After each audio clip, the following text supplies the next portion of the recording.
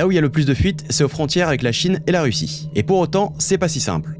Beaucoup tentent de traverser le fleuve Yalu au nord du pays, qui donne sur la Chine. Mais depuis l'arrivée au pouvoir de Kim Jong-un et depuis le Covid, la surveillance de ces zones a été renforcée. Des clôtures de fils barbelés ont été construites et des centaines de caméras de surveillance ont été installées pour surveiller la frontière. There's been, widely publicized threats by the North Korean regime that they will shoot people who are trying to cross into China. Certains arrivent à passer quand même et traversent le fleuve, mais une fois en Chine ou en Russie, ils sont pas libres pour autant.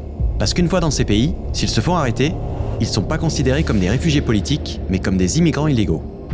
La Chine et la Russie ont en effet un accord d'extradition avec la Corée du Nord qui leur permet de renvoyer ceux qui fuient le pays.